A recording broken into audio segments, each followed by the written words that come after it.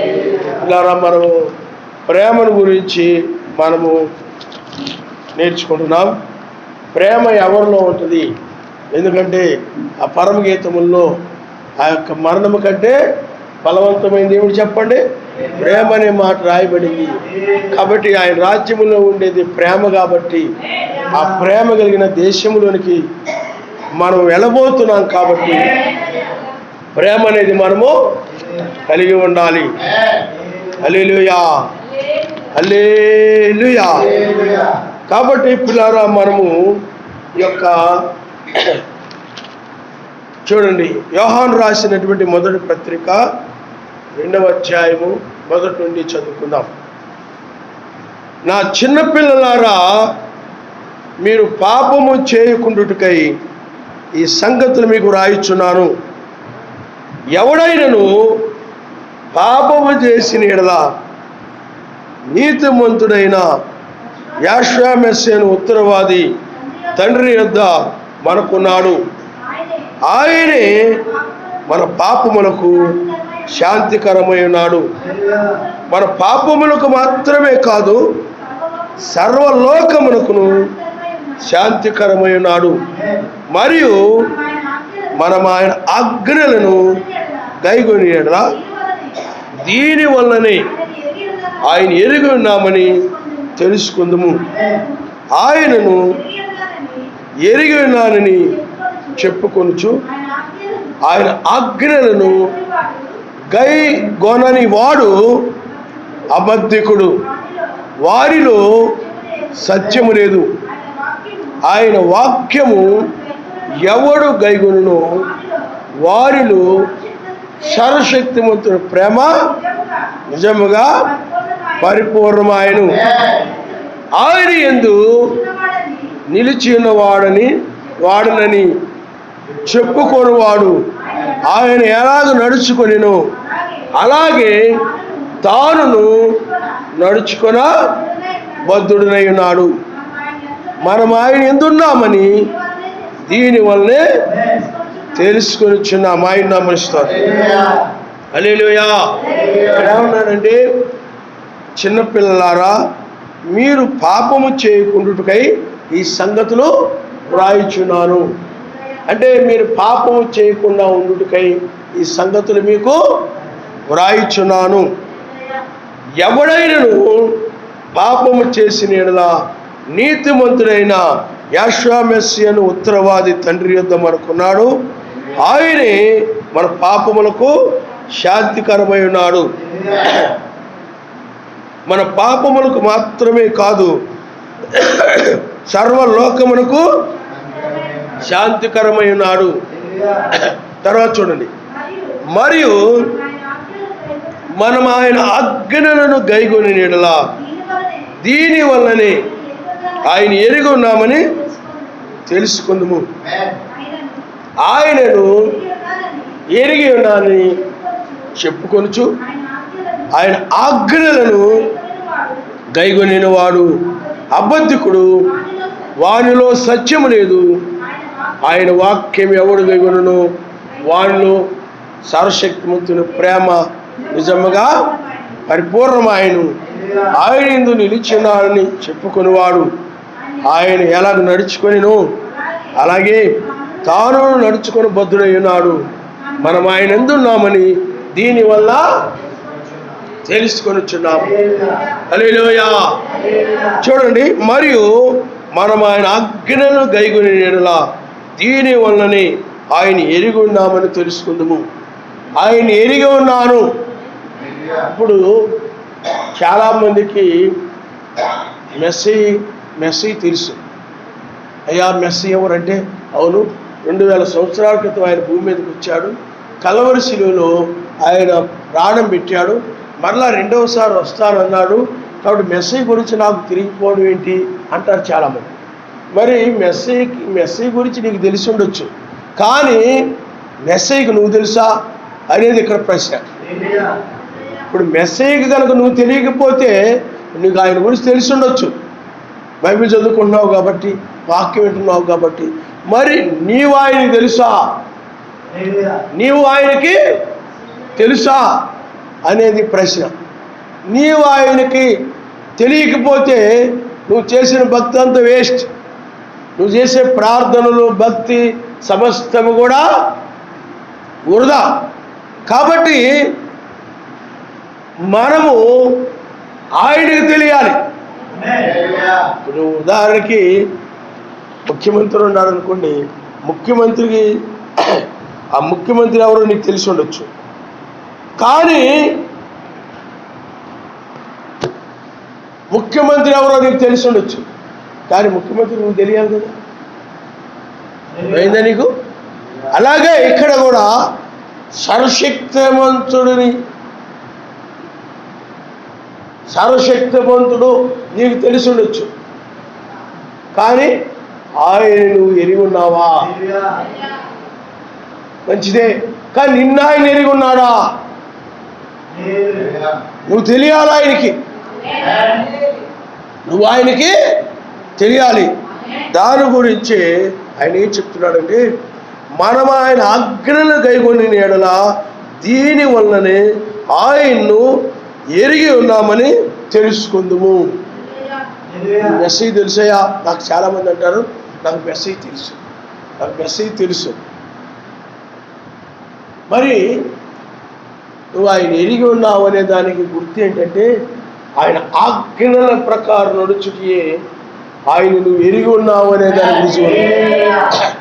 నాకు మెస్సేజ్ తెలుసయ్యా, ప్రధానమంత్రి తెలుసయ్యా, ముఖ్యమంత్రి తెలుసయ్యా, చాలామంది అంటారు. కానీ ఇక్కడ సర్వశక్తిమంతుడు నీకు తెలిసి ఉన్నాడనే దానికి రుజువు ఏంటంటే ఆయన నువ్వు ఎరిగి ఉండడమే. మరి ఆయన ఎరిగి ఉన్నావంటే నువ్వేం ఏం చేస్తావు చెప్పండి? ఆయన ఆజ్ఞల్ని, ఆయన వాక్యాన్ని నువ్వు పాటిస్తూ ఉంటావు.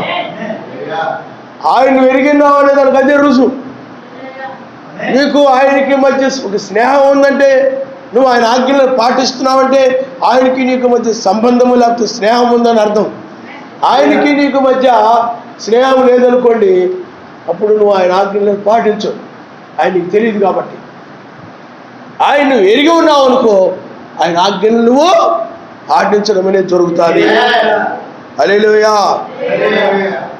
ఆయన్ని ఎరిగి ఉన్నానని చెప్పుకొనుచు ఆయన ఆజ్ఞలను గైగొనని వాడు అబద్ధికుడు.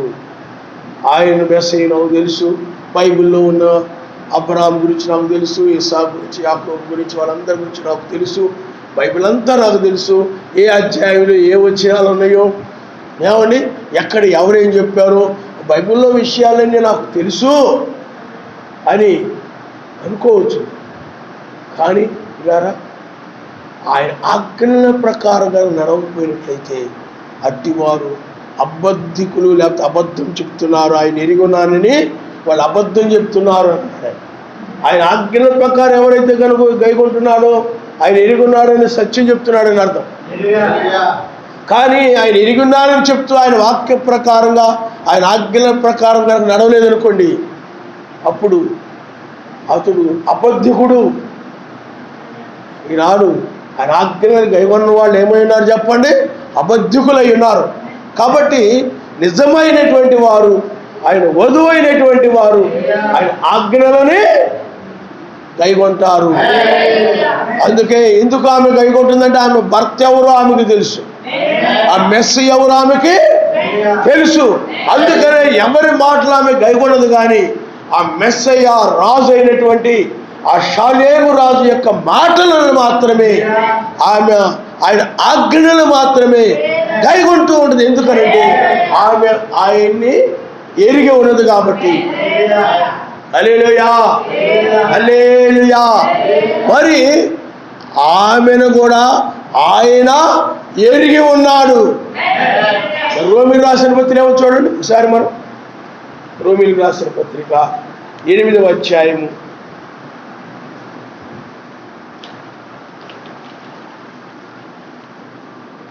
8వ అధ్యాయము చూడమ్మా, 28వ వచనం. 8వ అధ్యాయం 28వ వచనం. సర్వశక్తిమంతుని ప్రేమించు వారికి అనగా ఆయన సంకల్పము చొప్పున పిలువబడిన వారికి మేలు కలుగుతాయి. సమస్తమును సమకూడు జరుగుతున్న వినుము.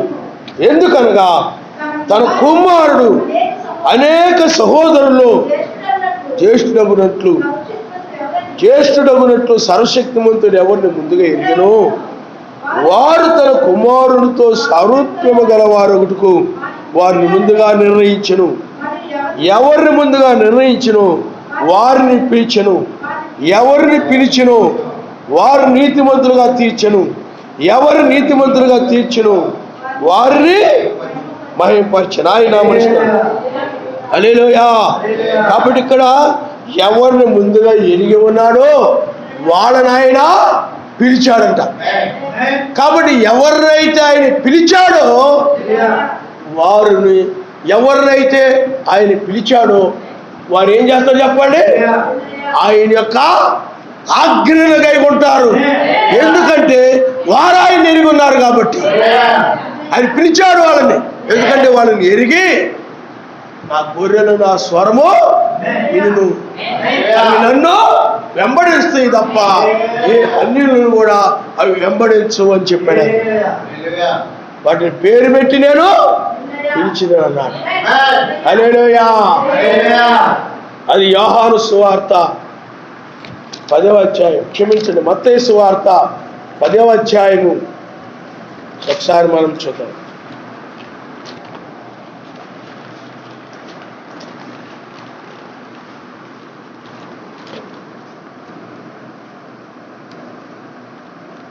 చూడండి 16 వచనం.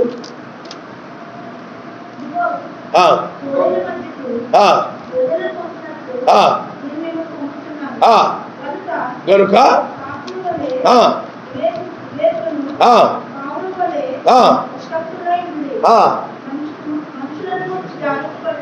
చూడండి, ఇక్కడ గొర్రెలునంట తోడేళ్ళ మధ్యకు పంపినట్లు పంపుతున్నాడు.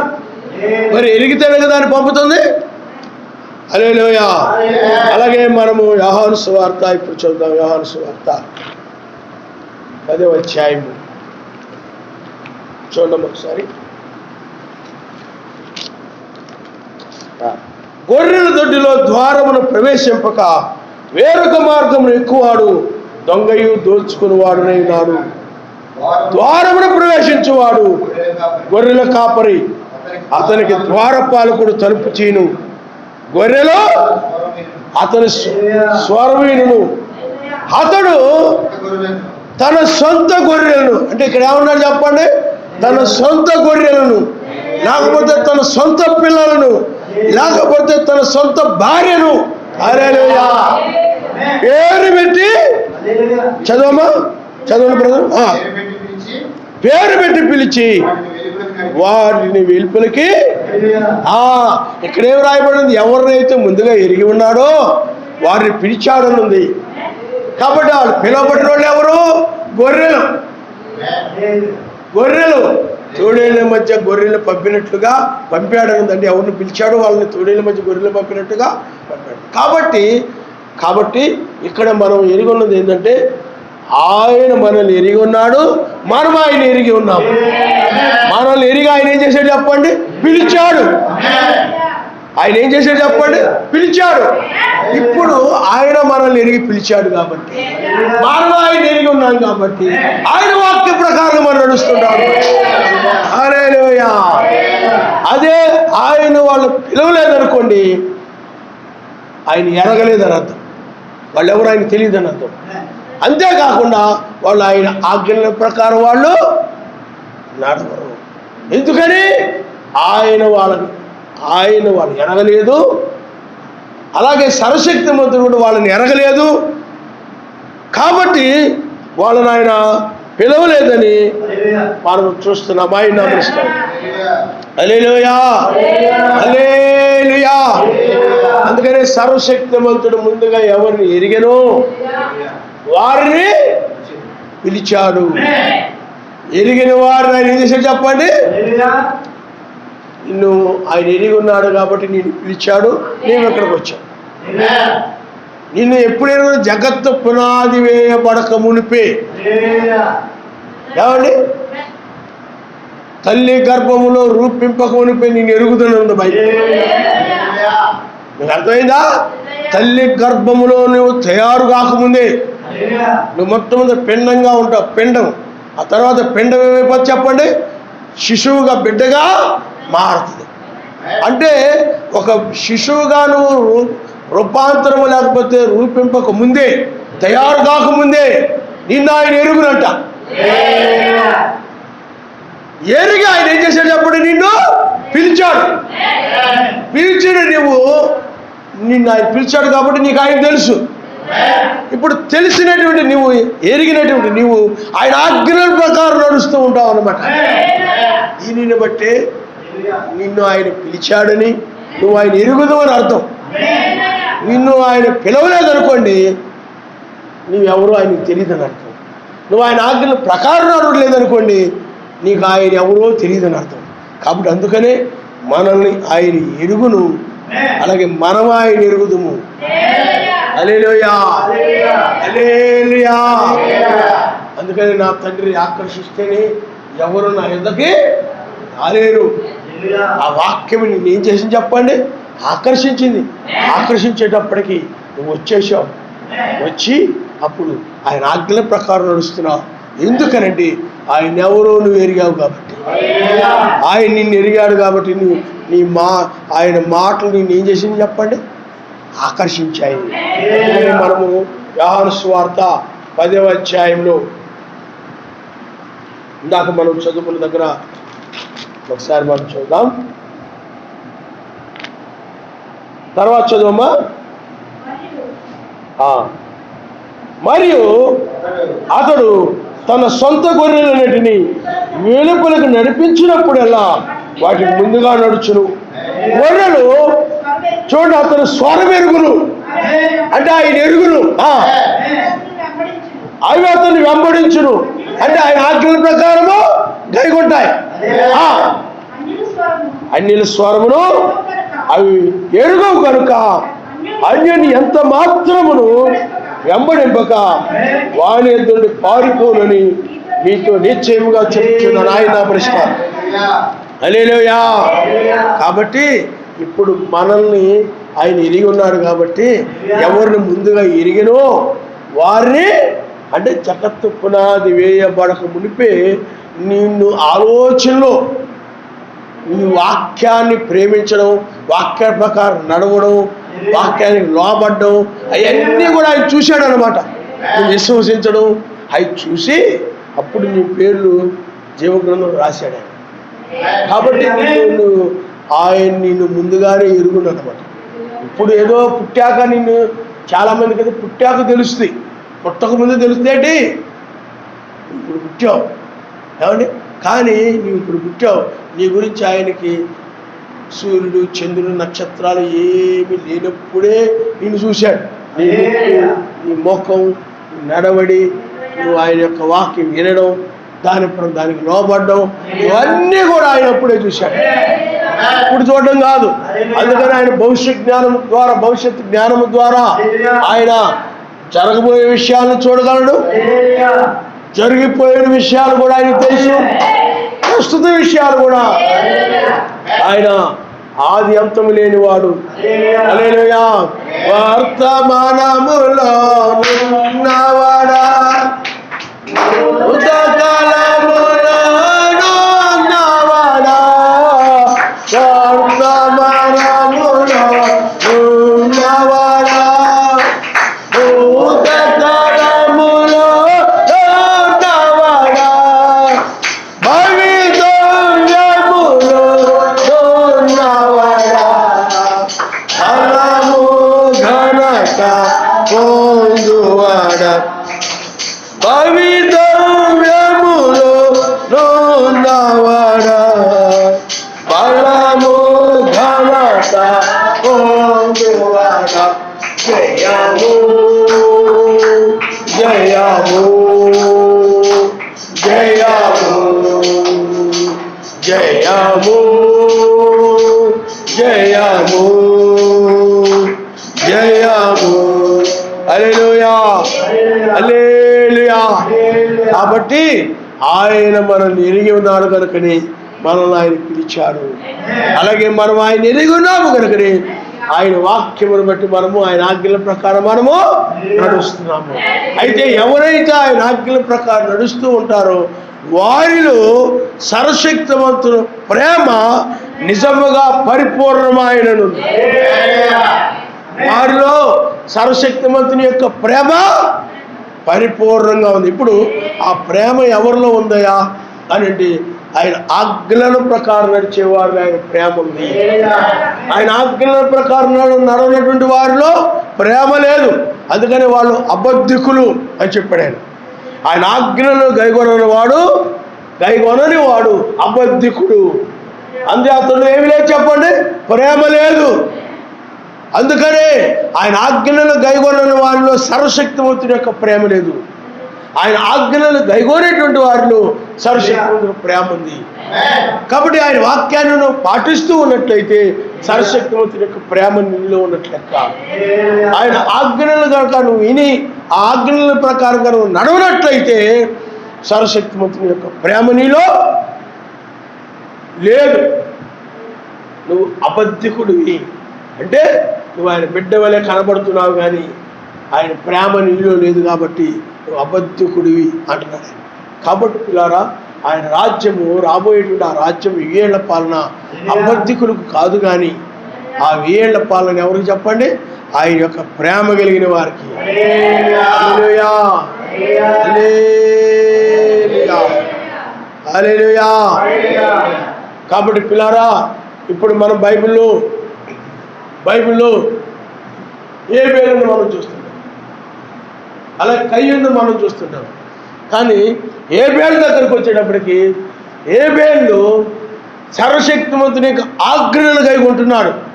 ఆ ఆజ్ఞ ఏమిటనంటే ఇలా రక్తము ద్వారానే పాపముల నిమిత్తం పాత నిబంధనలు ఏం చేసేవారు చెప్పండి? గొర్రె పిల్లల ప్రధాన యాజకుడు ఆ యొక్క పాపం చేసిన వ్యక్తి నిమిత్తమై గొర్రె పిల్లను అర్పించి ఆ రక్తాన్ని ఎక్కడ తీసుకెళ్లేవాడు? అతి పరిశుద్ధ స్థలంలో తీసుకెళ్లేవాడు. కాబట్టి ఆజ్ఞను పాటించేవారు. వాళ్ళు పాపముల కోసం గొర్రె పిల్లను బలిగా అర్పించేవారు. ఎందుకంటే రక్తం వల్లనే పాపక్షమాపణ కలుగు. కాబట్టి అక్కడ హేబేలు ఏం చేశాడనంటే సర్వశక్తివంతుని యొక్క ఆజ్ఞను అతడు కైగొన్నాడు. కాబట్టి హేబేలు సర్వశక్తివంతుని యొక్క ప్రేమ పరిపూర్ణంగా ఉంది ఆయన నామమున. హల్లెలూయా. కానీ కయ్యూను హేబేలు చూసైనా మా జీవితాన్ని మార్చుకోలేదు. హేబేలు చూసైనా గొర్రె పిల్లని తీసుకొచ్చి అర్పించరా, ఇంకా అతడు ఇదిగో నీ యొక్క క్రియలు సర్వశక్తివంతుని సరిగా లేవు అన్నప్పుడు అతడు కోపగించుకొని, హేబేలు అయితేనేమో నువ్వు ఇలా అంటావు, మమ్మల్ని అయితే ఇలా అన్నావు అని కోపగించుకొని అతడు వెళ్ళి ఆ పగ పెట్టుకొని, ఎందుకంటే ప్రేమ లేదు అతను, పగ పెట్టుకొని ఏం చేశాడు చెప్పండి? ఆ హేబేలుని చెప్పాడు. కాబట్టి ఇక్కడ గమనించండి, ఆజ్ఞను గైగొని వారిలో ఏముంటుందంట? ఆయన ప్రేమ ఉంటుంది. కానీ ఆజ్ఞను గైగొనటువంటి కయ్యూలో ప్రేమ ఉందా? లేదు. ఆ ప్రేమ లేదు కాబట్టి అతడు ఏం చేశాడంటే తన యొక్క సహోదరుణ్ణి అతడు చంపాడు. అంటే నిజంగా ప్రేమ అంటే పని చేస్తాడా? ప్రేమ అంటే ఆ విధంగా చంపుతాడా? చంపడం. అందుకని పిల్లారా, సాతానుడు ఎప్పుడు కూడా ఎవరిని ఉపయోగించుకుంటాడనండి? ఆయన ఆజ్ఞల ప్రకారం నడవనటువంటి వారిని సాతానుడు ఉపయోగించుకుంటాడు. కానీ ఆయన ఆజ్ఞల ప్రకారం నడిచేటువంటి వారిని పరిశుద్ధాత్మ ఉంటుంది కాబట్టి వాళ్ళలో ఆయన యొక్క ప్రేమ పరిపూర్ణంగా ఉంటుందంట. ఏ కొంచెం కూడా లోపం లేకుండా ఆయన ఆజ్ఞలు గైగొనేటువంటి వారిలో ఆ ప్రేమ ఉంటుందంట. అందుకని హేబేలులో ఆ ప్రేమ ఉంది. అందుకని పిల్లారా, హేబేలు యొక్క రక్తము ఏం చేసింది చెప్పండి? మాట్లాడింది ఆయన మనిషి. హల్లెలూయా. అదేవిధంగా మెస్సీ యొక్క రక్తము కూడా ఈనాడు మాట్లాడుతుంది. ఎందుకంటే రక్తం అనగా వాక్యమే, రక్తం అనగా ఆత్మే. మాట్లాడింది ఎవరు చెప్పండి? ఓ హల్లెలూయా. రక్తము రాబో ఉగ్రతల గురించి, 1000 ఏళ్ల పాలన గురించి హేబేలు రక్తం అలా మాట్లాడలేదు, కానీ మెస్సీ యొక్క రక్తం మాత్రము ఈ 2000 సంవత్సరాల నుండి మాట్లాడుతూనే ఉంది. అందుకనే రక్తం అనగా వాక్యమే. కనుక అందుకని రక్తం ఎలాగైతే శుద్ధి చేస్తుంటే, రక్తము శుద్ధి చేస్తుంటే ఏదో రక్తము శుద్ధి అని కాదు, వాక్యం ఏం చేస్తా చెప్పండి? నిన్ను ఆ రక్తము చేత కడగబడ్డారు అన్నాడు. ఆయన రక్తం నిజం కడగబడ్డారని అర్థమా కాదు, ఆయన మాటల ద్వారా, ఆయన నోటి మాటల ద్వారా కడగబడడమే. హల్లెలూయా, హల్లెలూయా. అందుకనే ప్రేమ పరిపూర్ణముగా ఎవరిలో ఉండదనంటే ఆయన ఆజ్ఞలను గైకొన్నటువంటి వారిలో పరిపూర్ణంగా ప్రేమ. అందుకని ఆయన ఆజ్ఞలను గైకొన్నటువంటి వారిలోనే ఆ పరిపూర్ణమైన ప్రేమ ఉంటుంది. కాబట్టి వాళ్ళు మాత్రం 1000 ఏళ్ల పాలనలో ఉంటారు. ఆయన వాక్యం విని ఆజ్ఞలను గైకొనకుండా ఉండేటువంటి వారు అబద్ధికులై ఉన్నారు. కాబట్టి వాళ్ళు విడిచిపెట్టబడి పాతాళానికి త్రోసివేయబడతారు. అందుకని ప్రేమ, ఇప్పుడు మెస్సయ్య ఉన్నాడు అనుకోండి, ఓ మెస్సయ్య పిల్లారా, ఆయన గురించి బైబిల్లో ఏమి రాయబడ్డాయో ఏమండి, అలాగే ఆయన కూడా ఓ పిల్లారా ఆ యొక్క ఆజ్ఞలను అనగా ఆయన వాక్యమును, ఆయన మాటను ఆయన గైకొంటూ ఉన్నాడు. అందువల్ల ఆయనలో ఏమో చెప్పండి, ప్రేమ ఉంది. హల్లెలూయా. ఆయన ఏమన్నా చెప్పండి, ప్రేమ. అందుకనే పిల్లారా ఆయన వాక్యమును అంటే సర్వశక్తిమంతుని యొక్క వాక్యమును గైగొని అంటే సర్వశక్తిమంతుని యొక్క వాక్యము అది కీడు చేయదని బైబిల్ చెప్తా ఉంది. అందువల్ల ఆయన వాక్యమును గైగొనేటువంటి వారిలో ఏముంటుందంటే ఆయన ప్రేమ. అదే పరిశీలు సద్దుకైన ప్రధాన యాజకులు ఉన్నారనుకోండి, ఆయన వాక్యమును గైగొట్టలేదు. కానీ మెస్సయ్య ఏం చేస్తున్నాడు చెప్పండి, ఆయన గైగొంటున్నాడు. ధర్మశాస్త్రంలో 10 ఆజ్ఞలు ఉన్నాయి. మరి ధర్మశాస్త్రాన్ని నెరవేర్చడానికి వచ్చాను కానీ కొట్టివేయడానికి నేను రాలేదు. అంటే అది ఛాయల్లో ఉన్నది, ఇది నిజ రూపంలోకి వచ్చింది. ధర్మశాస్త్రం పాపము ద్వారానే విమోచన కలుగుతుందని చెప్తుంది. కాబట్టి ఇప్పుడు దాన్ని నెరవేర్చడానికి వచ్చాడంటే దాని అర్థం ఏంటి అంటే ఈయన ఎప్పుడైతే గొర్రెపిల్లగా వచ్చి ఆయన రక్తం చిందించాడో అప్పుడు అది కొట్టివేయబడింది. పాత నిబంధన ఏమైపోయింది చెప్పండి, కొట్టివేయబడింది. ఆయన నెరవేర్చినంత కాలము కొట్టివేయబడలేదు. ఆ విధంగా ధర్మశాస్త్రం ఏమైపోయింది చెప్పండి, కొట్టివేయబడింది. అందుకని ధర్మశాస్త్రాన్ని నెరవేర్చుకు నేను వచ్చాను కానీ కొట్టివేయటకు రాలేదంటాడు. అంటే ఆయన ఎందుకు వచ్చాడు, నెరవేర్చడానికి వచ్చాడు. నెరవేర్చడం ద్వారా ఏమైపోయింది, కొట్టివేయబడింది. అంటే ఈ యొక్క గొర్రె పిల్ల యొక్క రక్తము దానితో అది కొట్టివేయబడింది కానీ ఇది నెరవేర్చబడింది. అంటే ఈయన గొర్రెపిల్లగా వచ్చి రక్తము చిందించడం ద్వారా అది నెరవేర్చబడింది. ఆయన ఎందుకనంటే పాత నిబంధన కాలంలో ఆ గొర్రెలు లేకపోతే మేకలు లేకపోతే పౌరములు లేకపోతే లేత దూడలు ఇవన్నిటిని కూడా పాప పరిహారముగా వాళ్ళు అర్పించేవారు. కానీ ఆ జంతువులు ఏమైందంటే రక్తము అంటే వాటి శరీరము ప్రాణం మాత్రమే కలిగి ఉన్నాయి తప్ప వాటికి ఆత్మ లేదు.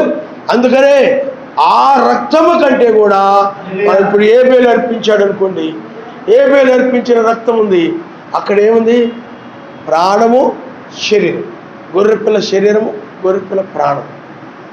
ఏమండి, దానికంటే శ్రేష్టమైన రక్తం అంటే ఎందుకనంటే ఈయన ఆత్మ ప్రాణము శరీరము కలిగిన వాడు. ఎందుకంటే గొర్రెలకు ఆత్మ ఉండదు, ప్రాణం ఉంటుంది, శరీరం ఉంటుంది, కానీ వాటికి ఏముండదు చెప్పండి, ఆత్మ ఉండదు. కాబట్టి అందును బట్టి ఇప్పుడు మెస్సయ్య వచ్చి గొర్రె పిల్లగా వచ్చి ఆయన రక్తము చిందించడం ద్వారా ఇక్కడ శరీరము, ప్రాణము, ఆత్మ 3 అక్కడ 2. అందుకనే అక్కడ ఆత్మ లేదు పాత నిబంధనలో, పరిశుద్ధాత్మ లేదు. కాబట్టి ఇక్కడ పరిశుద్ధాత్మ కలిగిన వ్యక్తి రక్తం చిందించారు. అటు పరిశుద్ధాత్మ అనేది లేదు. అందుకని పరిశుద్ధాత్మ లేని జీవులు అర్పించబడ్డాయి పాప పరిహారంగా. అందుకని ఆ రక్తము కంటే కూడా ఇది శ్రేష్టమైనది. ఆయన హల్లెలూయా, హల్లెలూయా. పాపము లేని ఆయన వచ్చి, పాపము లేని ఆత్మతో ఆయన వచ్చి ఆయన రక్తాన్ని చిందించాడు. కాబట్టి పిల్లారా, అందుకని మనము శ్రేష్టమైన రక్తం కిందకు వచ్చి హల్లెలూయా. కాబట్టి ఎవరైతే ఆయన ఆజ్ఞల ప్రకారం నడుస్తారో వారు ఆయన యొక్క ప్రేమ పరిపూర్ణంగా ఉంది అని చెప్తున్నాడు. ఆయన ఆజ్ఞల ప్రకారం నడవకపోతే ప్రేమ లేదు. కాబట్టి మెస్సయ్య ఆయన ఆజ్ఞలను నెరవేర్చాడు. ఆయన దానిని బట్టి ఆయనలో ప్రేమ పరిపూర్ణంగా ఉంది.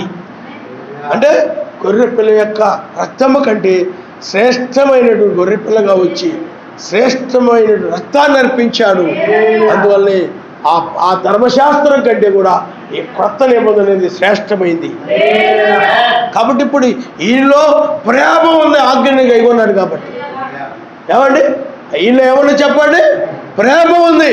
కానీ అదే పరిశీలిలో సద్దుకైలో ప్రధాన యాజకులు ఇటువంటి యూదుల్లో ప్రేమ లేదు.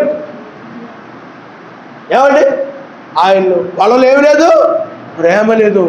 అందుకనే ప్రేమ లేదు కాబట్టి ఆయన చంపాలని వాళ్ళు చూశారు.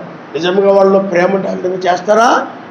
అందుకనే ఆయన అన్నాడు, మీరు అబద్ధికులై ఉన్నారు, మీరు ఆ ధర్మశాస్త్రం పొందుకున్నారు కానీ దాన్ని మీరు కైగొనలేదు, మీరు అబద్ధికులై ఉన్నారు అన్నాడు. చూడండి యోహాను సువార్త 8వ అధ్యాయం ఒకసారి మనం చూద్దాం. యోహాను సువార్త 8వ అధ్యాయం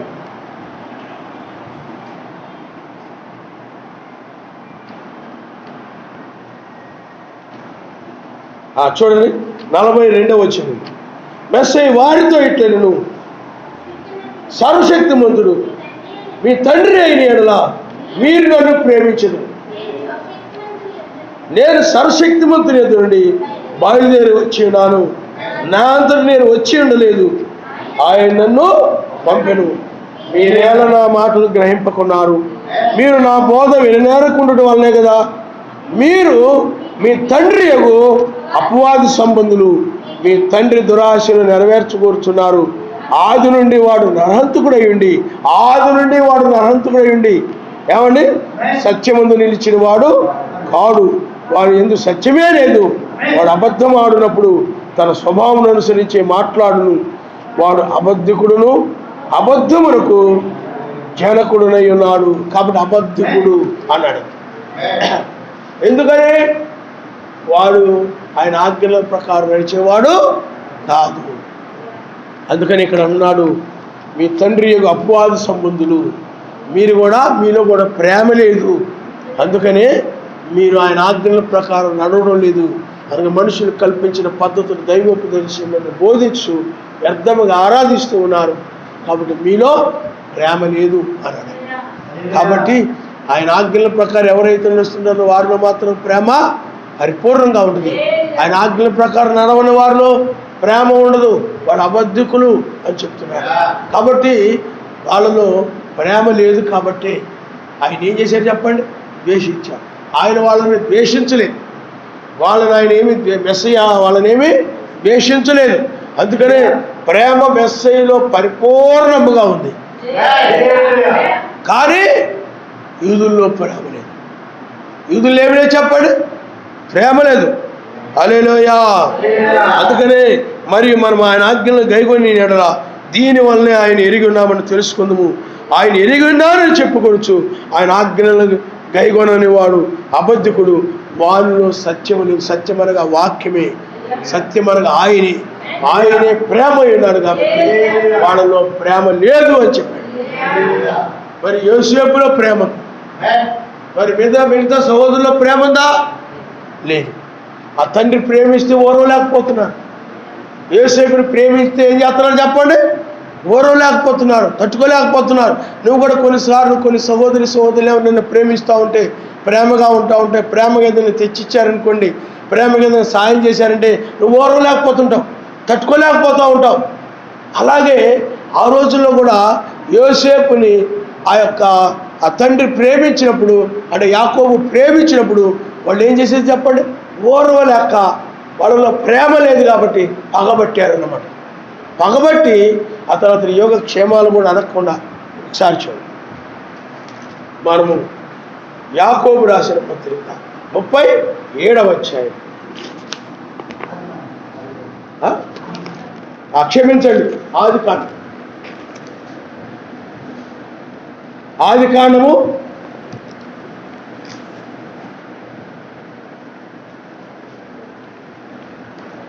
37వ అధ్యాయం 37వ అధ్యాయం. యాకోబు తన తండ్రి పరదేశవాసిగా ఉండిన కానాను దేశంలో నివసించెను. యాకోబు వంశావళిది యోసేపు అది నేనన్న వాడై తన సహోదరులతో కూడా మందను మేపుచుండెను. అతడు చిన్నవాడై తన తండ్రి భార్య అయిన బిల్హా కుమారుని యొద్దను జిల్పా కుమారుని యొద్దను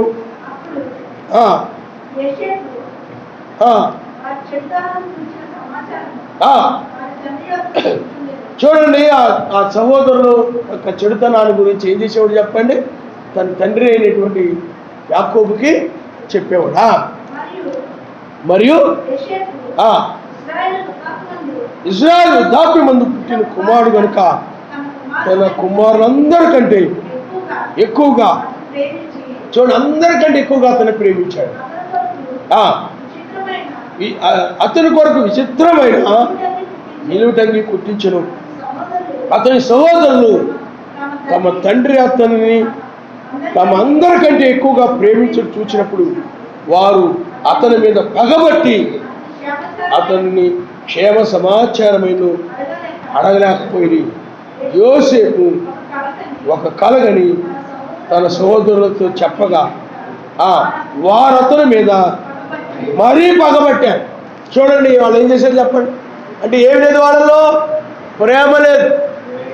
అంటే ఆజ్ఞల ప్రకారం నడిచేవాళ్ళు కాదు, వాక్య ప్రకారం నడిచేవాళ్ళు కాదు, చెడుతనంగా నడిచేవారు, వాక్యానికి విరోధంగా నడుస్తూ ఉండేవారు.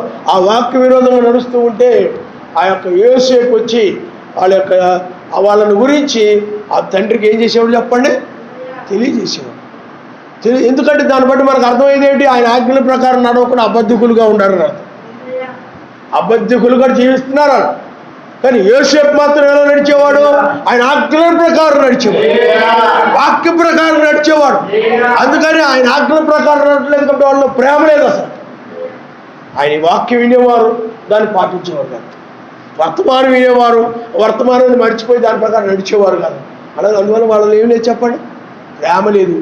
ఆ ప్రేమ లేదు కాబట్టి యోసేపుని యాకోబు అందరికంటే ఎక్కువగా ప్రేమించినప్పుడు వాళ్ళు ఏం చేశారంటే ఓర్వలేక అసూయపడి పగబెట్టుకున్నారు.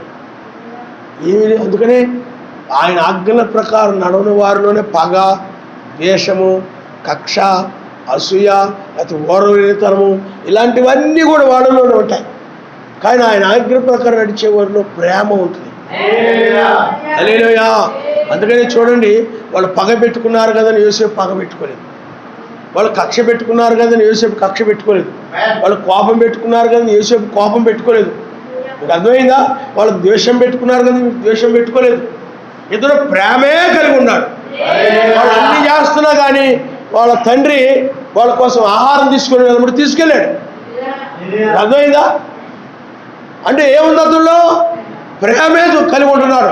వాళ్ళు కీడు చేస్తున్నా, హాని చేస్తున్నా, పగపడుతున్నా, గుడ్లు చూస్తున్నా, పళ్ళు కొలుగుతున్నా, కోపంగా ఎలా చూస్తున్నా, ఎలా చూస్తూ ఉన్నప్పుడు కూడా సైగ చేస్తున్నా కానీ ఏమండి ప్రేమ మాత్రమే కలిగి ఉంటున్నాడు. హల్లెలూయా, హల్లెలూయా. ఎందుకు? ప్రేమతో వాళ్ళలో పరిపూర్ణమైన ఆ సహోదరులు లేదు, కానీ పరిపూర్ణమైన ప్రేమ యోసేపులో ఉంది. పగగలిగిన వారు కూడా ప్రేమిస్తున్నాడు. ఎక్కడా అతని జీవితంలో పగలేదు, ద్వేషం లేదు. తన సహోదరుల మీద ఏ విధమైన కక్ష కానీ ఏ కోపం కానీ ఏమైనా ఉందా? లేదు. ప్రేమ కలిగి ఉన్నాడు. అందుకని రెండు రకాలైన ప్రజలు ఉంటారు ప్రతి కాలంలో. ఒకరేమో ఆయన ఆజ్ఞల ప్రకారం నడిచేవాళ్ళు ఉంటారు, ఒకరేమో ఆయన ఆజ్ఞల ప్రకారం నడవని వాళ్ళు ఉంటారు. ఒకరేమో ప్రేమ కలిగిన వారుగా ఉంటారు, ఒకరేమో ద్వేషం కలిగిన వారుగా ఉంటారు. అని ప్రతి కాలంలో కయ్యూని ఏబేలు దగ్గర మనం చూస్తూ వస్తున్నాం. ప్రతి కాలం రెండు రకాలైన మనుషులు ఉంటారు. అందుకని ఒకరు 1000 ఏళ్ల పాలనలో ఉండేవారు ఉంటారు, విడవబడేవారు ఉంటారు. దీనిని బట్టే నీ సహోదరులను చూసినప్పుడు నీకు ప్రేమ కలుగుతుందంటే, ప్రేమ కలిగి ఉంటున్నావు అంటే నిజంగా ఆయన సన్నిధికి వస్తావు. అర్థమవుతుందండి? ఎవరైనా సహోదరులను ప్రేమిస్తున్నావు, ప్రేమగా మాట్లాడుతున్నావు అనుకోండి, నువ్వు ప్రేమగా నువ్వు కూడా ప్రేమ కలిగి ఉంటున్నావు అనుకోండి, నిజంగా నీలో ప్రేమ లెక్క. అలా కాకుండా ఎవరైనా సహోదరులు ప్రేమ కలిగి ఉంటే నువ్వు ఆ సహోదరుల వల్ల నువ్వు కూడా అసూయపడడము, పగ పెట్టుకోవడము, కోపం పెట్టుకోవడము అలా ఉన్నావు అనుకోండి, అప్పుడు నీలో ప్రేమ లేదు. ఆయన వాక్య ప్రకారం నడవడంలా, ఆయన మాటల ప్రకారం జీవించడం లేదు. అందువలనే అది ప్రమాదకరమైనటువంటి. అందుకని యోసేపులో ప్రేమ ఉంది కాబట్టి మరలా ఆ ఐగుప్తుకు వచ్చినప్పుడు ఏం చేశాడు చెప్పండి? ఐగుప్తుకు వచ్చినప్పుడు వాళ్ళని ప్రేమించి ఏమండి అలాగే వాళ్ళ తండ్రి గారు కూడా చేర్చుకొని పిల్లలందరూ చేర్చుకొని ప్రేమించాడు. హల్లెలూయా.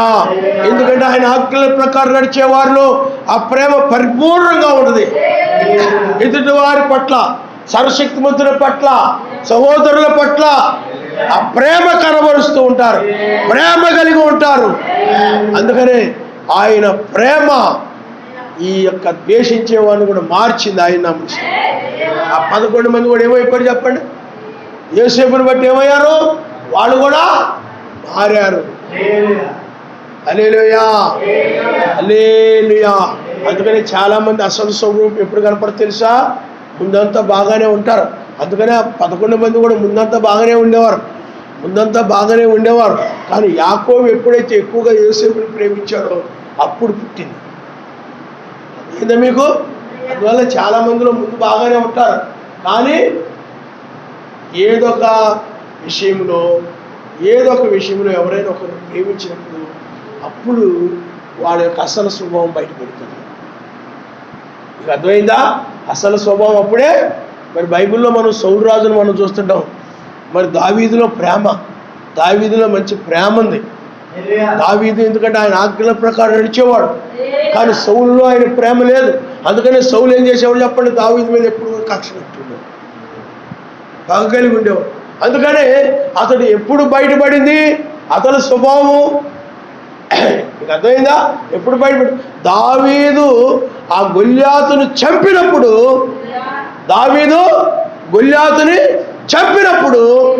అప్పుడు అందరూ కూడా ఏం చేశాడు చెప్పండి? దావీదుని కొనియాడారు, కీర్తించారు. సౌలు రాజు కంటే దావీదుని ఎక్కువ కీర్తించారు. నాకంటే ఎక్కువగా అతన్ని కీర్తించారే అనేటువంటి ఒక అసూయ అనేటువంటిది బయటకు వచ్చేసింది. అప్పటి వరకు అది దాగి ఉంది లోపల. అలాగే పగ అనేది కూడా 11 మందిలో దాగుంది. కానీ ఎప్పుడైతే యాకోబు యోసేపుని ప్రేమించాడో బుస్సుమని వచ్చేసింది బయటికి. అందుకని చాలామంది కూడా అలా మంచిగానే ఉంటారు, ప్రేమగానే కనపడతారు, కానీ ఏదో ఒక సమయంలో వాళ్ళ అసలు స్వభావాలు బయటకు వస్తుంటాయి. అసలు స్వభావంలో బయటకు వస్తాయి. అంతేగాని ముందేమో ఒక ఆవిడ అంటుంది, ఏమంటుందంటే ఏమీ లేనప్పుడు అంత మంచిగానే చాలా బాగానే ఉంటారండి, కానీ ఏదైనా ఆయన అనుకున్నాడు అనుకోండి, లేకపోతే ఏదైనా పొరపాటు దొరికిందనుకోండి, అప్పుడు ఆయన అసలు స్వభావం బయటపడిందండి. ఇలాంటి వాళ్ళందరూ కూడా గొర్రె చర్మం ధరించుకుని తోడేళ్ళు, గొర్రె చర్మము గొర్రెలాగే కనపడతారు. ఆ 11 మంది కూడా గొర్రెలాగే కనపడుతున్నారు. అందులో కొంచెం గొర్రెలు పర్లేదు, అర్థమైందా? మిగతా వాళ్ళు మరీ దారుణం, గొర్రెల్లాగా కనపడుతున్నారు. అవకాశం వచ్చినప్పుడు ఏం చేస్తారు చెప్పండి? లేచిపోతారు. ఇప్పుడు నువ్వు ఉన్నావు ఏమండి, అందరితో ప్రేమగా ఉంటావు. ఎవరైనా శత్రువు వచ్చావనుకోండి ప్రేమించలేకపోతుంది. అసలు స్వభావం ఒకటి బయటపడింది. అర్థమైందా? అందాగా కలిసిమెలిసి చాలా చక్కగా ఉంటారు. ఎవరొకరు అన్యాయం చేసాడు అనిపించింది అనుకోండి, అసలు స్వభావం బయటపడింది. సహించలేడు. అప్పుడు ఎవడన్నా మోసం చేసాడు అనిపించింది అనుకోండి, అసలు స్వభావం బయటకు వచ్చాడు. అప్పుడు ప్రేమ కనపడదు, ఏమీ కనపడదు. మీకు అర్థమైందా? మనం వాటిని కూడా సహించి శత్రువులను కూడా మనం ప్రేమించగలగాలని బైబిల్ చెప్తుంది. హల్లెలూయా. ఎందుకంటారు చాలామంది, నాతో మంచిగా ఉన్నది చెప్పేముండదండి, తేడా వచ్చిందంటే నాలాంటి క్రూరుడు లేడు, నాలాంటి దుర్మార్గుడు లేడు, నాలాంటి చెడ్డోడు ఒకడు లేడు అంటుంటాడు అనమాట. అప్పుడప్పుడు అసలు స్వభావంతో మాట్లాడతాడు. మీకు అర్థమైందా? మీరు ఇదేమంటారు ఎక్కడన్నా అలాంటి వాళ్ళని ముందేమంటారు చెప్పండి? బాగానే ఉంటారు. నేను బాగానే ఉన్నాను, మంచివాడు అని అనుకున్నావేమో. నాకు ఎక్కిందనుకో అసలు స్వభావం, అసలు రూపం బయటకు వచ్చాను. అప్పుడు నా సంగతి ఏంటో చూస్తావు. అసలు నేనేంటో అప్పుడు తెలుస్తుంది నీకు, అందాక తెలియదు అంటారు వీళ్ళే. మీకు అర్థమైందా? ఇప్పుడు ఎవడో నీ దగ్గర 100 రూపాయలు తీసుకున్నాడు అనుకోండి, తీసుకొని అన్యాయం చేశాడు అనుకోండి, ఉదాహరణ చెప్తాను. 100 రూపాయలు తీసుకుని అన్యాయం చేశాడు అనుకోండి, నువ్వు ఏం కలుగుతుంది నీకు? నీ మీద నీకేం కలుగుతుంది చెప్పండి? వాళ్ళ మీద అన్యాయం చేశారని మనకు సహజంగా లోకంలో పగ, కోపము, కక్ష కలుగుతాయి ఏమండి. కానీ నిజముగా మనం ప్రేమ కలిగి ఉన్నప్పుడు అవి మనలో పుట్టవు. కానీ మనం ప్రేమ కలిగి ప్రేమతో మనం వ్యవహరిస్తూ ఉంటాం. ఆయన హల్లెలూయా, హల్లెలూయా. ఆ విధమైన ప్రేమ ఇప్పుడు ఇస్కరియోతు యోధా ఉన్నాడు అనుకోండి, శిష్యులతో పాటు ఉన్నాడు, ప్రేమగా ఉంటున్నాడు, మంచిగా ఉంటున్నాడు, అలా ఇలా ఉంటున్నాడు, చాలా మంచిగా ప్రేమగా అందరితో దయగా కనికరముగా ఉంటున్నాడు. అసలు స్వభావం ఎప్పుడు వచ్చింది? గొర్రె పిల్లలా ఉంటున్నాడు. కానీ ఎప్పుడైతే ఆ ధనాన్ని ధనాన్ని చూయించారో అసలు స్వభావం బయటకు వచ్చేసింది. నేను గొర్రెను కాదు తోడేళ్ళని. అలాగే బైబిల్లో ఇప్పుడు మన సబ్జెక్ట్ అది కాదు కాబట్టి దాని మీద చెప్పడం లేదు. కానీ కాబట్టి పిల్లారా, అందువల్ల ఇక్కడ ఆ యొక్క యోసేపు ఏమి కలిగి ఉన్నాడు చెప్పండి? ప్రేమ. కానీ ఈ యొక్క 11 మందిలో అలాగపోతే ఆ 10 మందిలో ఏమి లేదు చెప్పండి? ప్రేమ లేదు. ఎందుకంటే ఆయన ఆజ్ఞల ప్రకారం కైగొట్టలేదు. ఆయన ఎవరంటే సర్వశక్తిమంతుని ఎరగకుండా జీవిస్తున్నాడు. ఆయన ఎరిగితే వాక్య ప్రకారం యోసేపుకి సర్వశక్తిమంతుని గురించి తెలుసు. ఆయన ఎరిగి ఉన్నాడు కనుక ఆయన ఏమై ఉన్నాడు, ఎలాగ శక్తిమంతుడు, ఎలాంటి పరిశుద్ధుడు, ఎలా నీతిమంతుడు, ఎలా క్షమించేవాడు, ఎలా ప్రేమ కలిగిన వాడు ఎరిగి ఉన్నాడు. కాబట్టి ప్రేమతో నడుస్తున్నాడు. ఆయన ప్రేమ స్వరూపై ఎరిగి ఉన్నాడు కాబట్టి ప్రేమతో నడుస్తూ ఉన్నాడు. అర్థమైందా? ఆయన ప్రేమ కలిగిన వాడు అనే విషయము వీళ్ళకి తెలియదు. ఆయన ప్రేమ కలిగిన వాడిని కనుక ఎరిగి ఉన్నట్లయితే వీళ్ళు ఆ విధంగా నడవరు. ఆ విధంగా యోసేపు పట్ల ఆ విధంగా ప్రవర్తించరు వీళ్ళు. కానీ ఆయన శత్రువులైనా ప్రేమించేవాడని యోసేపు తెలుసు. అందుకనే శత్రువులుగా ప్రవర్తిస్తున్న సొంత సోదరుల్ని ప్రేమించాడు అతను. హల్లెలూయా. మంచి వారిని ప్రేమించడం ఏమి ప్రయోజనం? అందుకనే మనం అన్యాయం కూడా మనం సహిస్తాం. వాళ్ళు ఎంతో అన్యాయం చేశారు ఏమండి. నమ్మకంగా ఏం చేశారు చెప్పండి? మాయ మాటలు చెప్పి ఐగుప్తుడికి అమ్మేశారు. ఐగుప్తుడికి ఏం చేశారు చెప్పండి? అమ్మారు. వాళ్ళు అసలు సొమ్ము అంతా కనపడతారు. అయినా కానీ నోరు తెరవలేదు. మాట్లాడాడు అక్కడైనా ఆయన చిత్తానికి అప్పగించుకున్నాడు. మెస్సీ ఎలాగైతే శిలువుకి అప్పగించుకున్నాడో నీ చిత్తం నాయన, నీ చిత్తం నాయన, సమస్తం నా మేలు కొరకే జరుగుతుంది నాయన, సమస్తం మా మేలు కొరకే అనుకుంటున్నాడు తప్ప ఏమి ఎక్కడ కూడా ఏమి రుసరుసలాడిపోవడం ఏమి లేదు అతను. హల్లెలూయా. అందుకని ప్రేమ యోసేపులో ఏమైంది చెప్పండి? దావీదులో కూడా పరిపూర్ణమైన ప్రేమ ఉంది. అందుకని అతను ఎంత సౌలు రాజు ఎంత ద్వేషిస్తూ ఉన్నప్పుడు కూడా, అసహించుకుంటూ ఉన్నప్పటికి కూడా, చంపాలని ప్రయత్నం చేస్తూ ఉన్నప్పుడు కూడా అతను ప్రేమిస్తూనే ఉన్నాడు. కానీ ఆ యొక్క సౌలు రాజులో ఏమి లేదు? ప్రేమ లేదు. దావీదులో ప్రేమ ఉంది.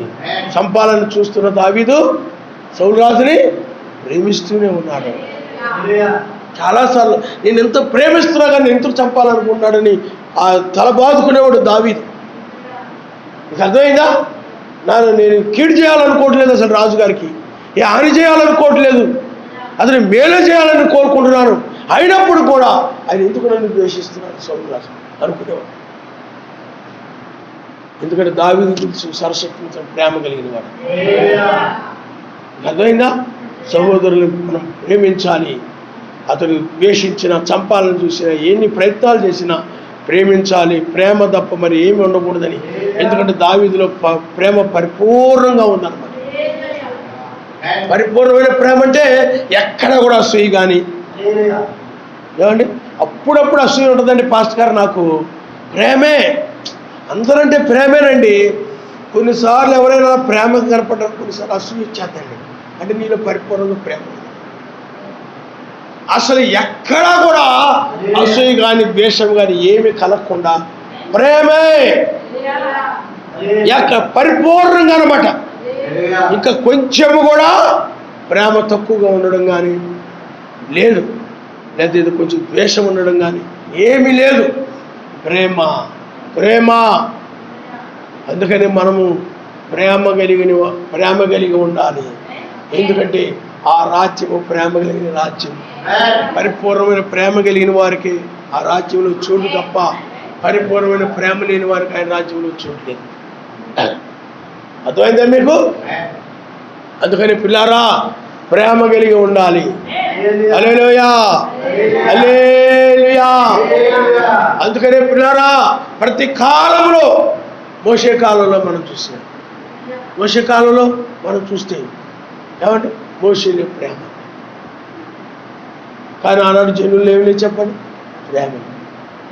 అందుకని మోషేలో ప్రేమ ఉంది కాబట్టి ఆయన ఆజ్ఞల ప్రకారం నడిచేవాడు. అతను ప్రేమ కలిగి ఉన్నాడు. అనేక సందర్భాల్లో ప్రేమ కలిగి వాడు వాక్య విరోధంగా నడిచినప్పుడు వాళ్ళ గురించి ప్రార్థన చేశాడు. ఆయన చాలాసార్లు వాళ్ళని నాశనం చేయాలని సర్వశక్తులు అనుకున్నప్పుడు, అయ్యా నువ్వు ఐగుప్తు నుండి బయటికి తీసుకొచ్చి వాళ్ళ కానాలను చేర్చకుండా మధ్యలో నాశనం చేశాడు అంటారు అని అంటాడు మోషే. కాబట్టి పిల్లారా మనం ఏం చేయాలండి? ఎప్పుడు కూడా ప్రార్థన చేయాలి. మోషే ఆ విధంగా ప్రార్థించాడు. కాబట్టి ప్రేమ, పరిపూర్ణమైన ప్రేమ మెస్సీలో ఉంది. సిలువ వేస్తూ ఉన్నప్పుడు కూడా చూడండి నమ్మకంగా యోధా వచ్చి నమ్మించి ఏం చేశాడు చెప్పండి? అప్పగించి అయినా కానీ ప్రేమించాడు. చెడ్డవాళ్ళని ప్రేమిస్తున్నాడు, మంచి వాళ్ళని ప్రేమిస్తున్నాడు. చెడ్డవాళ్ళని ప్రేమిస్తున్నాడు, అన్యాయం చేసిన వాళ్ళని ప్రేమిస్తున్నాడు, ఎవరినైనా ప్రేమిస్తున్నాడు. కాబట్టి అలాంటి పరిపూర్ణమైన ప్రేమ ఆయనలో ఉంది. ఆయన నామమున హల్లెలూయా. నన్ను ప్రేమించిన నా మాటలు గైగొనమని మెస్సయ్యా పలికెను. నన్ను ప్రేమించిన నా మాటలు గైగొనమని మెస్సయ్యా పలికెను. నా వాక్యమందు నిలచిన వారే నా శిష్యులని తెలిపేను. నా వాక్యమందు నిలచిన వారే నా శిష్యులని తెలిపేను. నా శిష్యులని తెలిపేను. ప్రేమించుచున్నా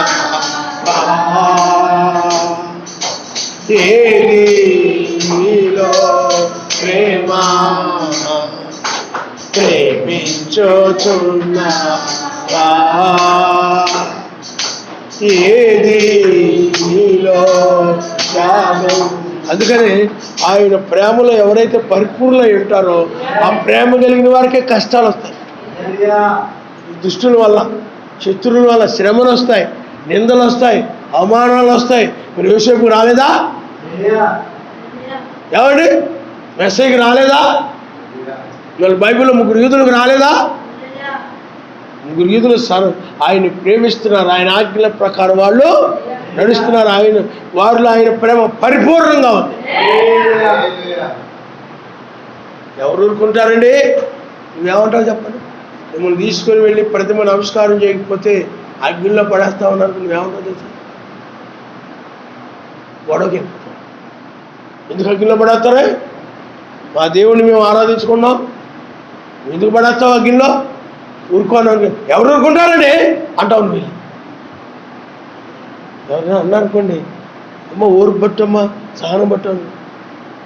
మీకు ఓర్పు ఉంటుందేమోనండి, మీకు సహనం ఉంటుందేమో, నాకు అంత లేదు. ఎవరు ఊరుకుంటారండి అలా అంటే అని అంటారు. గొడవ ప్రేమనే కాదు. ఎవరు ఊరుకుంటారండి? ఇలా చేస్తే తీసుకెళ్ళి గోతులో పడేసి ఐగుప్తుడికి అమ్మేశాడు. ఊరుకుంటానా? నా దగ్గరకు వచ్చారు, ఇప్పుడు వదిలిపెడతానేంటి? రండా తీసుకెళ్ళి బంధించండి అన్నాడు యోసేపు. అన్నాడా? జాలి పడుతున్నాడు ఆయన. ఎప్పుడు కూడా ఆ తప్పిదముల్లో వాక్యానికి విరోధంగా ఉన్న వారిలో జాలిపడి ప్రేమ కలిగి ఉండాలి తప్ప అసలు స్వభావం బయటికి రాకూడదు. అసలు స్వభావం ఉండకూడదు నీకు. నిజమైన క్రైస్తవుడికి అసలు స్వభావం ఏంటి? చెడ్డ స్వభావం ఉండదు. అసలైన స్వభావమే ప్రేమ. నీ అసలైన స్వభావం ఏంటి చెప్పండి? ప్రేమ. హల్లెలూయా. ఎవరైనా గొడవకు వచ్చినప్పుడు గొడవ అసలు స్వభావం బయటకు వచ్చారు. అప్పటి వరకు చాలా ప్రేమగా ఉంటాడు, చాలా ఇదిగా ఉంటాడు. చిన్న ఇంట్లో కానీ లేకపోతే బయట కానీ చిన్న గొడవ ఆరంభమైందా అందులోనే ఉంటాయి. ఎవరొకరు వీళ్ళల్లోనే బయటలోనే అనుకుందాం. అప్పుడు అసలు స్వభావం బయటికి అప్పటి వరకు మాకు తెలిసిన కావుడని ఆవిడ పిల్లరా చాలా భక్తిపరులాగా ఉంటుంది అన్నమాట. చాలా ప్రార్థన చేస్తూ ఉంటుంది. చాలా తగ్గించుకొని ఉండడం, వినయంగా ఉండడం, మెసేజ్ గురించి మాట్లాడడం, ప్రేమగా మాట్లాడడం. ఆవిడ చూసినప్పుడు చాలా మంచి భక్తిపరురాలు, చాలా ప్రేమ కలిగింది, చాలా తీరత్వం కలిగింది, చాలా నెమ్మది కలిగింది అనుకుంటారు అన్నమాట ఆవిడ చూసినప్పుడు. ఆ తర్వాత కుళాయి దగ్గర నీళ్ళు అయిపోబోయే సమయంలో వచ్చింది. వస్తే ఆవిడ ఆల్రెడీ పట్టేసుకుంది. ఈవిడ పాపం అప్పుడే వచ్చింది. ఒక ఆవిడ కొద్దిగా నీళ్ళు వస్తున్నాయి, అప్పుడే అయిపోతున్నాయి. అప్పుడు వచ్చినప్పుడు నేను పట్టుకోవాలంటున్నాను. అమ్మ కొంచెం ఇప్పుడు దాకా పట్టుకున్నావు కదా, నన్ను పట్టుకొని అసలు నీళ్ళు బిందంటే ఇప్పుడు లేట్గా రమ్మన్నా నిన్ను ముందు రావచ్చు కదా అని గొడవ స్టార్ట్ చేసింది. అక్కడ అసలైన స్వభావం వచ్చింది బయటికి. ఆ గొడవ వచ్చినప్పుడు రావాల్సిన బూతులు, తిట్లు అన్నీ బయటకు వచ్చేసాయి.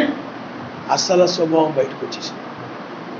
నేను ఎందుకు ఈ మాట మరలా చెప్తున్నానంటే, పిల్లరా తర్వాత చూద్దామని కూడా మళ్ళా ఎందుకు చెప్తున్నానంటే, అసలు స్వభావం ఎప్పుడు కూడా పిల్లరా మీరు గమనించండి. అలాంటి సమయంలో ప్రేమ బయటికి రావాలి తప్ప బూతులు, అసహనం, కోపం, కక్ష బయటికి రాకూడదు. ఇప్పుడు మెసేజ్ చూడండి, వాడు ముళ్ళ కిరీటం పెట్టి కొడాదెబ్బలతో కొడుతూ ఉంటే, ఏమండి భుజం మీద సిలువ పెట్టి కొడుతూ ముసుగేసి ఇప్పుడు ప్రవచించింది ఎవరో చెప్పంటా ఉంటే, గుద్దుతూ ఉంటే ఆయనలో ప్రేమ పుట్టుకొస్తుంది. ఆయన మనిషి వాళ్ళ మీద ద్వేషమో కక్ష పుట్టుకు రావట్లా. ఏం పుట్టుకొస్తుంది చెప్పండి? ప్రేమ, జాలి, కనికరము వచ్చి వీళ్ళు ఏమి చేస్తారు, వీళ్ళు క్షమించిన ఆయన ప్రార్థన చేస్తారు. ఆయన మనిషి. అలాగే యోసేపును కూడా తన సహోదరులు ఆ విధంగా హింసిస్తూ బాధ పెడుతూ ఉంటే వాళ్ళ మీద పగ కానీ ద్వేషం కానీ ఏమి రావట్లేదు, కానీ ప్రేమ పుట్టుకొస్తుంది. క్షమించిన ఆయన నా సహోదరుని అని ప్రేమ పుట్టుకొస్తూ ఉంది. ఆ విధంగా నీకు కూడా నేను ఎవరైనా ద్వేషిస్తున్నా, హింసిస్తున్నా, శ్రమ పెడుతున్నా ప్రేమ పుట్టుకు రావాలి. మెసేజ్ కూడా అలాగే పుట్టుకొచ్చింది. దావీదు కూడా అంతే, ప్రేమ పుట్టుకొచ్చింది.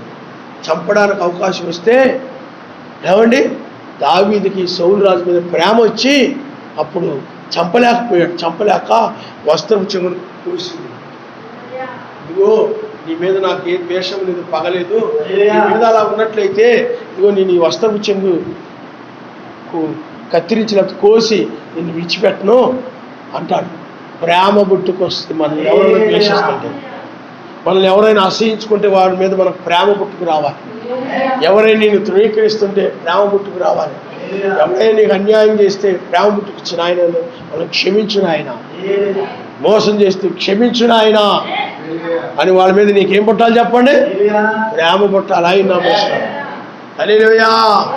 అందుకనే చాలామంది క్రైస్తవులకి ప్రేమగా అలా కనబడతారు, కానీ ఎవరైనా హింసించినప్పుడు, శ్రమలు వచ్చినప్పుడు, నిందలు వచ్చినప్పుడు, అవమానాలు వచ్చినప్పుడు ప్రేమ పుట్టదు. కానీ వీళ్ళకు కూడా వాళ్ళ మీద ప్రతిగా ఎదిరించడం, కూతులు తిట్టడం, అసలు స్వభావం బయటకు వచ్చేస్తాను.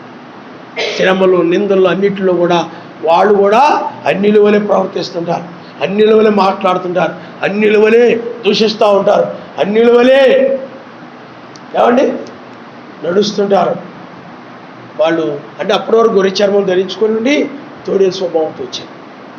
మనమైనట్లయితే వాళ్ళు ద్వేషిస్తున్నా, హింసిస్తున్నా, శ్రమ పెడుతున్నా ప్రేమ పుట్టుకొస్తుంది. అందుకని యోసేపు దగ్గరకు వాళ్ళు రాగానే ప్రేమ పుట్టుకొచ్చి ఏడ్చుకుంటూ యోసేపు ఏదో గదిలో ఒక పక్కకి వెళ్ళిపోయి కన్నీరు గార్చుకున్నాడు అన్నమాట. అర్థమైందా? శత్రువును జోడిచేప్పుడు ఎందుకంటే అతడిలో ప్రేమ పరిపూర్ణంగా ఉంది. ఎట్టి పరిస్థితుల్లో కూడా ప్రేమ మారడం లేదు, ప్రేమ మారడం లేదు. ఎందుకంటే సాతానుడు ఓడిపోతుంటాడు అన్న ప్రేమ ఉంది. ఎందుకంటే వాడు ఏం చేస్తుంటాడంటే, మీకు ఇప్పుడు మెస్సయ్య ఉన్నాడు అనుకోండి, ఆయనకి ఉదాహరణ చెప్తాను. మెస్సయ్య ఉన్నాడు అనుకోండి, శ్రమలు, నిందలు, లేకపోతే ముళ్ళ కిరీటం ఇవన్నీ ఉన్నాయి. నువ్వేమంటావు అంటే, అయ్యా ఆయనకి ఏ శ్రమలు ఏమీ లేవు కాబట్టి అలా ప్రేమగా ఉన్నాడు, కాబట్టి శ్రమలు అలాంటివి ఉంటే ఆయన కూడా ద్వేషిస్తాడు అని అనొచ్చు. కానీ అందుకనే లేకపోతే సాతానుడు అని ఉండొచ్చు. సాతానుడే నువ్వు మెస్సయ్య గురించి ఆలోచించుతివా అంటాడు సర్వశక్తిమంతుడు సాతానుడితో. అవును, ఆయన అద్భుతాలు, స్వస్థతలు, సూచక్రియలు, మహత్కార్యాలు జరుగుతున్నాయి కాబట్టి చాలామంది ఆయన ప్రేమిస్తున్నారు, అందరితో ఆయన ప్రేమగా ఉంటున్నాడు. కానీ ఆయన చుట్టూ ఉన్న కంచెని తీసేయి, నేను ఎలా శ్రమ పెట్టాలో, ఎలా బాధ పెట్టాలో అలా చేస్తాను, అప్పుడు ఆయన అసలు స్వభావం మీకు తెలుస్తుంది అని. సరే అని చెప్పి ఆయన అనుమతించాడు. నిష్క్రియ యోధ ద్వారా వచ్చాడు వాడు. అప్పుడు ఆ సమయంలో కూడా శోధకుడు అంటే సాతానుడు ఆ మనుషులను ఉపయోగించుకొని ఎన్నో శ్రమలు, ఇబ్బందులు, అంటే ముళ్ళ కిరీటం, ఆ కొడ దెబ్బలతో కొట్ట, ఇవన్నీ చేసిన ఆ పరిస్థితుల్లో కూడా ఆయన ప్రేమే కలిగి ఉన్నాడు. ఆయన పరిస్థితులు మారిపోయినాయి కాబట్టి మనం మారిపోవాలి, కాలం మారిపోయింది కాబట్టి మనం కూడా మారిపోవాలి. పూర్వం కాలంలో ఉంటే కుదరదు, ఏమి తెలియదు, అమాయకుడు అనుకుంటారు చాలామంది. చూడండి, యోబు కూడా ముందేలా సహనం కలిగి ఉన్నాడు, శోధనలు వచ్చినప్పుడు సహనం కలిగి ఉన్నాడు. అసలు స్వభావం బయటికి రాలేదు. మరి అదే యోబు భార్య యొక్క అసలు స్వభావం బయటకు వచ్చింది. అప్పటి వరకు ఎలా ఉంది చెప్పాడు? చాలా భక్తిపరురాల్లాగా ఉంది. ఇప్పుడు ఏమంటుంది? ఆయన విరోధంగా మాట్లాడుతుంది. కష్టాలు వచ్చేటప్పటికి, శ్రమలు వచ్చేటప్పటికి అసలు స్వభావాలు బయటకు వస్తుంది. నిందలు వచ్చేటప్పటికి, అన్యాయం జరిగినప్పుడు, మోసం జరిగినప్పుడు, మొన్న సంఘంలో మత్స్య సంఘాల్లో గొడవ పెట్టుకున్నారు. ఎందుకు గొడవ పెట్టుకున్నారంటే, అప్పటి వరకు చాలా గొర్రె పిల్లల్లో ఉండేవారట, చాలా సాత్వికంగా ఉండేవారట, చాలా నెమ్మదిగా ఉన్నారు. అలా ఉంటే అప్పుడు ఆ పాస్టర్ గారి గురించి ఎవరైతే చెప్పేటప్పటికి అప్పటి వరకు గొర్రెల్లో ఉన్నవాళ్ళు ఆ మాటలు నమ్మి అసలు తోడేలు స్వభావం బయటకు వచ్చేసింది. ఓడుస్తాం, తిడుస్తాం, గీస్తాం, అది చేస్తాం అని అందరూ ఏమంటున్నారంటే, అభిషేకించబడిన వాడు పాస్టర్ గారు, ఆయన మీకు ఇలా వెళ్ళిపోతున్నారు ఏంటి వీళ్ళు, మీకు అర్థమైందా? మరి ఇప్పటివరకు ఏం నేర్చుకున్నారు వీళ్ళు? అంతే కదా, మరి ఓర్పు సహనము కలిగి ఉండాలి కదా. మరి ఎవరైనా దీన్ని చెప్తే నమ్మకూడదు కదా, విశ్వాసం కలిగి ఉన్నాడు కదా. ఏమండి, నమ్మకుండా చేయడానికి సాతాను ఎన్నో తీసుకొస్తాడు. మోషే మీద, లేకపోతే మెస్సయ్య మీద పరిచయులు, సద్దుకయులు, ప్రధాన యాజకులు ఆయన్ని బయల్జెబూలని దయ్యం పట్టిన వాడు ఎన్నో అంటున్నారు. ఎందుకంటే నిజమైన విశ్వాసం ఎవరో, నకిలీ విశ్వాసం ఎవరో తేటపరచబడదు అనమాట. నకిలీ విశ్వాసులు ఏం చేస్తారంటే ఆయన నమ్మి బయల్జెబూలని దయ్యం పట్టిన వదిలేశారు. నిజమైన విశ్వాసి నిందలలో కూడా, శ్రమలలో కూడా, అవమానాలలో కూడా నిజమైన విశ్వాసులు ఆ మెస్సయ్యతో నిలిచారు. ఆయన హల్లెలూయా. మోషే మోసం చేస్తాను, కారణం లేదు, ఏమీ లేదు అని జనులు రకరకాలుగా మాట్లాడుతున్నప్పుడు కూడా యెహోషువ, కాలేబులు మోషేతో నిలిచారు. అది నిజమైన విశ్వాసం. ఏ నిందలు ఏమీ లేవరు కూడా మోషే మీద అంతకాలం బాగానే నమ్మారు, అంతకాలం మోషేను బాగానే వెంబడించారు. ఇదిగోనే కారణం లేదు, ఏమీ లేదు, ఈ ఆ కారణంలోనే తిప్పుతున్నాడు ఆయన. ఇప్పటికే 40 సంవత్సరాలు అయిపోయింది. ఎందుకంటే 40 సంవత్సరాలు ఐగుప్తులో ఉన్నాడు, 40 సంవత్సరాలు పిత్రో వాళ్ళ మామగారి దగ్గర ఉన్నాడు, 40 సంవత్సరాలు వాళ్ళ ఐగుప్తు నుండి బయటికి అనేటప్పటికీ అందరూ లేచిపోయారు. ఏమండి, కానీ యెహోషువ, కాలేబులు లేవలేదు. ఎందుకనండి? వాళ్ళు విశ్వసిస్తున్నారు ఆయన నామమున. హల్లెలూయా, హల్లెలూయా. అందుకనే శ్రమల్లో, నిందల్లో, అవమానాల్లో అన్నిటిలో కూడా ప్రేమ కలిగి ఉండేవారే.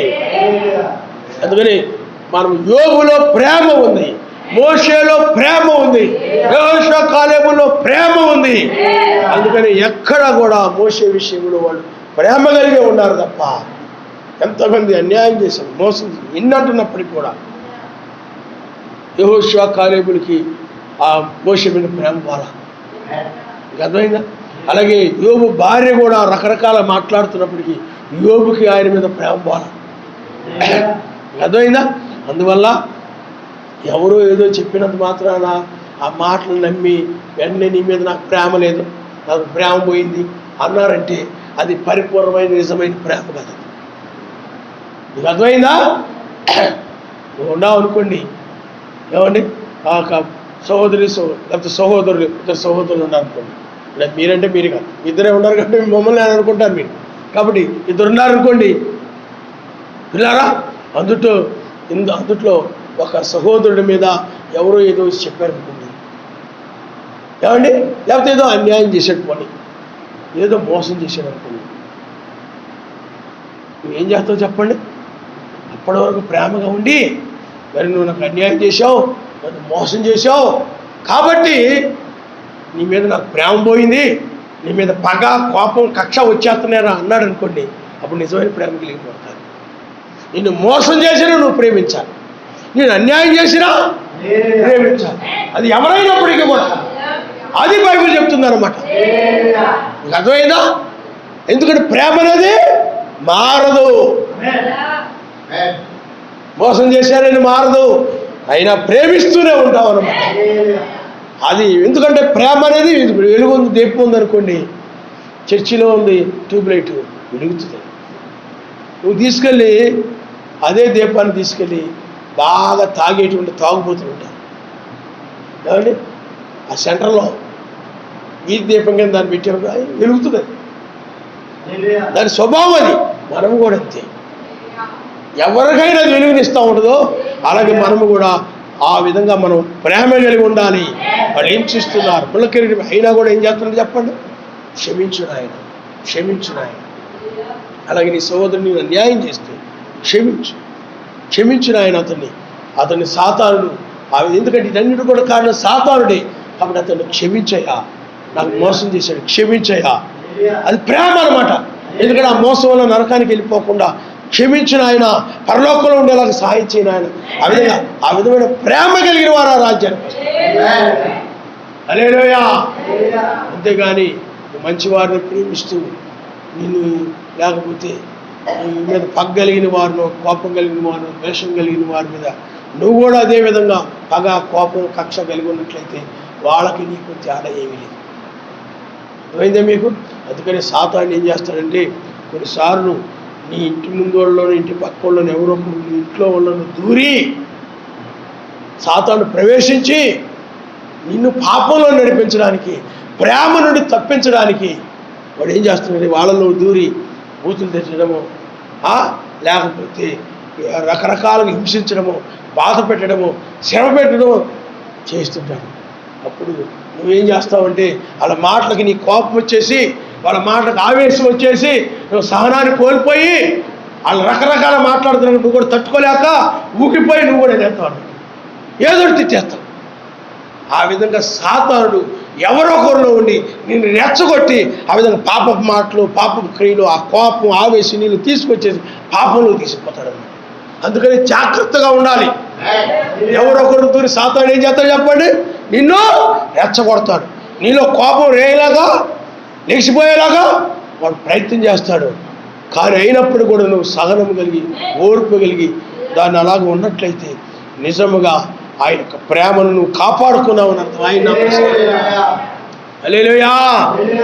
ఆయన అన్నిలో ఆయన ఒక ఆయన క్రైస్తవుని రకరకాలు తిట్టేస్తున్నాడు, అలా చేసేది ఇలా చేసేది నమ్మకూడదని తిరుగుతూ ఉంటే ఈ నోరు తెరవట్లేదు. ఏమయ్యానంటే మనం క్రైస్తవులు, మనం ఆయన నమ్ముకున్నాడు. మనం కూడా ఆయన అంటున్నాడు కదా, నేను కూడా కోపం పెట్టి నీకు రోషం లేదా, నీకు కోపం రావట్లేదా అన్నారు అక్కడ వాళ్ళందరూ, నీకు ఆవేశం రావట్లేదా అన్నారు. ఎందుకు వస్తాయా అని తెలియదు. అతడు అన్యుడు, ఆ భక్తి మార్గం తెలియదు. అతన్ని క్షమించమని నేను ప్రార్థన చేస్తున్నాను. నాలో ఉండి సాతానుడు కూడా ఏదైనా మాటలు అనిపించి నన్ను పాపంలో నడిపించడానికి వాడు ప్రయత్నం చేస్తాడు ఆయనలో ఉండి. కానీ నేను జ్ఞానం కలిగిన వాడిని కనుక నేను కూడా అతనిలాగా తిట్టకుండా, అతనిలాగా ఆవేశపడకుండా, అతనిలాగా కోపం పెట్టుకోకుండా, పైకి కిందకి ఎగరడం దూకడం చేయకుండా నేను ఓర్పుతో సహనంతో ఉంటున్నాను.